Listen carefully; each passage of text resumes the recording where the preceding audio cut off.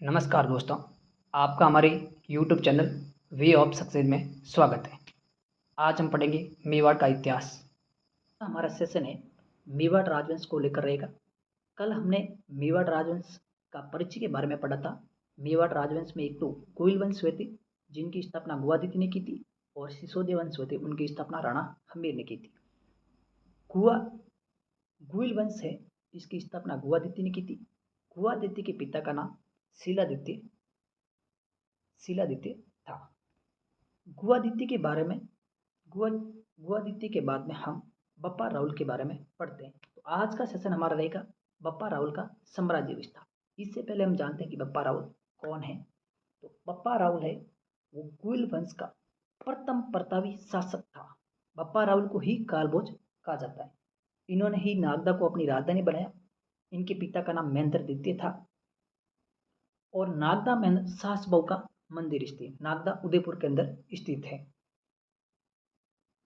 बप्पा राहुल हरित ऋषि के चेले थे, और इनके गुरु का नाम हरित ऋषि था। और ये कहा जाता है कि बप्पा राहुल हरित ऋषि की गायें चराते थे। और मेवाड़ में सर्वप्रथम यदि किसी ने सोने के सिक्के जारी किए तो वो बप्पा राहुल ही थे। तो बप्पा का अर्थ होता है भाई पिता। बप्पा की उपाधि इन्होंने भीलों ने दी थी, क्योंकि इन्होंने भीलों का कर माफ किया था, तो भीलों ने इसे बप्पा कहा था। आज हम पढ़ेंगे बप्पा राहुल का साम्राज्य विस्तार। बप्पा राहुल का साम्राज्य विस्तार है वो मध्य एशिया में खुरसाना, ईरान, इराक तक फैला था। नागदा उदयपुर में समाधि है जहां बप्पा राहुल नाम अंकित है। इसके आगे रहेगा रणकपुर परिस्थिति। 1439 ईस्वी में रणकपुर परिस्थिति है, जहाँ बप्पा राहुल और कालभोज को अलग अलग बताए गए हैं। और कुंभलगढ़ परिस्थिति है, 1460 ईस्वी की है। बप्पा राहुल से लेकर कुमार तक के शासकों के विजय और उपलब्धियों का वर्णन है। 1719 ईस्वी की वेदनाथ परिस्थिति जो संग्राम सिंह सेकंड के समय की है, हरित ऋषि से साम्राज्य प्राप्त होने की बात कही गई है। रणकपुर के दक्षिणी द्वार परिस्थिति में संन्यास लेने की बात कही। रणकपुर के दक्षिणी द्वार है, वहां पर एक परिस्थिति लगी है, उसमें इसको बप्पा राहुल को संन्यास लेने की बात कही जा सकती है। अब आगे पढ़ेंगे अलट। अलट को आलू राहुल कहा जाता है। इसमें आलू राहुल या आलू राव कहा जाता है। अलट ने ही आड़ को राजधानी बनाया, और अलट मेवाड़ में नौकरशाही प्रथा की शुरुआत की थी। अलट मतलब आज से आलसी समझ सकते हैं। आलसी होता है वो अपना काम खुद ना करके किसी औरों से करवाता है। तो इसी से हम समझ सकते हैं कि मेवाड़ में भाई नौकरशाह की शुरुआत किसने की थी, तो वो अलट था।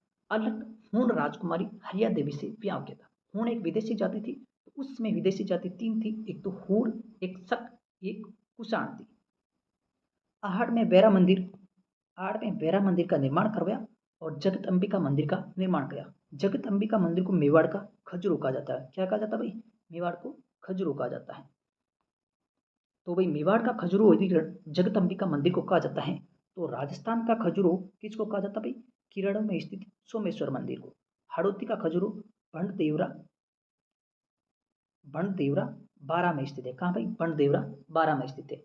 अब राजधानी का क्रम है वो नागदा, नागदा से आड़, आड़ से चित्तौड़गढ़, चित्तौड़गढ़ से गोगुंदा, गोगुंदा से कुंभलगढ़, कुंभलगढ़ से चित्तौड़गढ़, चित्तौड़गढ़ से उदयपुर, उदयपुर को है वो 1569 ईस्वी में निर्माण किया था।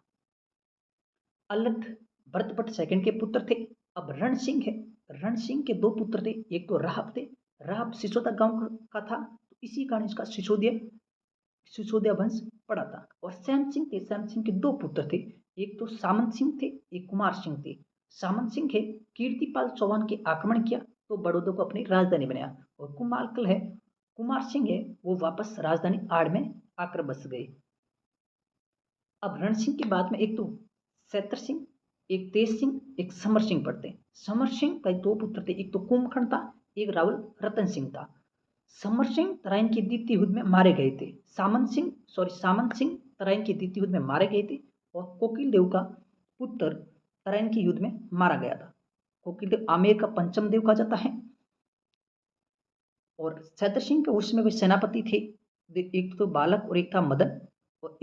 और इल्तुतमिश और सैत्र सिंह के मध्य भूतला का युद्ध हुआ था। तो भूतला का युद्ध हुआ था 1227 ईस्वी में। कब हुआ था भाई, 1227 ईस्वी में भूतला का युद्ध हुआ था। सैत्र सिंह थे जो 1248 ईस्वी में नासिरुद्दीन मोहम्मद को पराजित किया। भूतला के युद्ध के बारे में जयसिंह सूरी द्वारा रचित हमीर मद्देव नामक ग्रंथ में जानकारी प्राप्त होती है। इसके आगे भाई सल्तनत कहा जाता है। सल्तनत काल में गुलाम वंश से 1206 से 1290 तक, खिलजी वंश 1290 से 1320, तुगलक वंश 1320 से 1414, सैद वंश 1414 से 1421, लोधी वंश 1421 से लेकर 1526 तक है। सैतर सिंह का काल मेवाड़ का मध्यकालीन मेवाड़ का स्वर्णकाल कहा जाता है। इसको मध्यकालीन मेवाड़ का स्वर्णकाल कहा जाता है। डॉक्टर गोरीचंद हीराचंद ओझा ने रण रसिक कहा गया। क्या कहा भाई? रण रसिक कहा गया। सैतर सिंह के बारे में पढ़ते हैं। तेज सिंह मेवाड़ चित्रकार की शुरुआत किसने की थी भाई? वो तेज सिंह ने की थी। ये 1253-1254 में बलवन का आक्रमण हुआ। 1260 में मेवाड़ का प्रथम चित्रित ग्रंथ तेज सिंह के समय का है, जिस ग्रंथ का नाम है श्रावण प्रतिक्रमण सूत्र चरणों। ये किसके द्वारा रचित है भाई? ये रचित है कमल चंद्र द्वारा रचित ताड़ ताड़ के पत्तों पर। किस पर है भाई? ताड़ के पत्तों पर रचित ग्रंथ है। जालोर के चोचिल देव की पुत्री उमा देवी, किससे भाई? जालोर की पुत्री है चोचिल देवी, उमा देवी से विवाह किया था और उपाधि ब्रह्म उदारक परमेश्वर की उपाधि प्राप्त की थी। समर सिंह है। समर सिंह को तुर्कों का सहारक कहा जाता है। इनके दो पुत्र थे, एक तो कुंभकर्ण जिसने नेपाल में जाकर गुइल वंश की स्थापना की थी, दूसरे हैं रतन सिंह। कौन है भाई? रतन सिंह। अब रतन सिंह के बारे में पढ़ेंगे। रतन सिंह का शासक 1301 से लेकर 1303 तक हुआ था। ये चित्तौड़गढ़ के शासक थे। रतन सिंह के समय दिल्ली का शासक अलाउद्दीन खिलजी था। दिल्ली का शासक कौन था भाई? अलाउद्दीन खिलजी था। रतन सिंह के समय दिल्ली का शासक अलाउद्दीन खिलजी था। अलाउद्दीन खिलजी का चित्तौड़गढ़ पर आक्रमण करने के 3 प्रमुख कारण थे। पहला कारण था पद्मिनी की सुंदरता, दूसरा कारण था चित्तौड़गढ़ की सामरिक महत्व, तीसरा कारण था साम्राज्य विस्तार की नीति। ये 3 प्रमुख कारण थे उस समय भाई। पहला था पद्मिनी की सुंदरता, दूसरा चित्तौड़गढ़ का सामरिक महत्व, तीसरा था साम्राज्य विस्तार की नीति। राणा रतन सिंह की पत्नी का नाम पद्मिनी था। पद्मिनी श्रीलंका के राजा गंधर्व सेन और उनकी पत्नी चंपावती की पुत्री थी। पद्मिनी अपनी सुंदरता के लिए विश्व विख्यात थी। उनका एक पोता था हीरामन तोता था। 8 माह तक भाई इसके अलाउद्दीन खिलजी ने आक्रमण किया तो चित्तौड़ दुर्ग को 8 महीने तक उन्होंने घेर कर रखा था। चित्तौड़गढ़ का प्रथम शाखा है वो 26 अगस्त कब हुआ भाई? चित्तौड़गढ़ का प्रथम शाखा 26 अगस्त 1303 को हुआ। रतन सिंह ने केसरिया किया तथा रानी पद्मिनी ने 1600 महिलाओं, कितनी महिलाओं के साथ? 1600 महिलाओं के साथ जोर किया। आक्रमणकारी अलाउद्दीन खिलजी था। कौन था भाई? अलाउद्दीन खिलजी। ये जानकारी हमीर खुसरो के द्वारा रचित ग्रंथ खजाविन उल फतू ग्रंथ में मिलती है। इसको तारीख अलाइम कहा जाता है। इनको आधार मानकर 1540 कब भाई?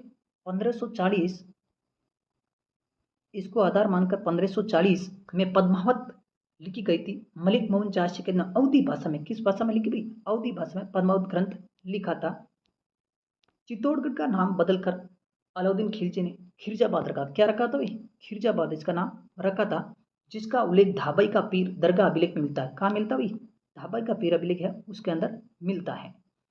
और खिरजाबाद का अलाउद्दीन खिलजी ने इसका रख रखाव महालदेव मुचाला सोनरगा को सौंप दिया था।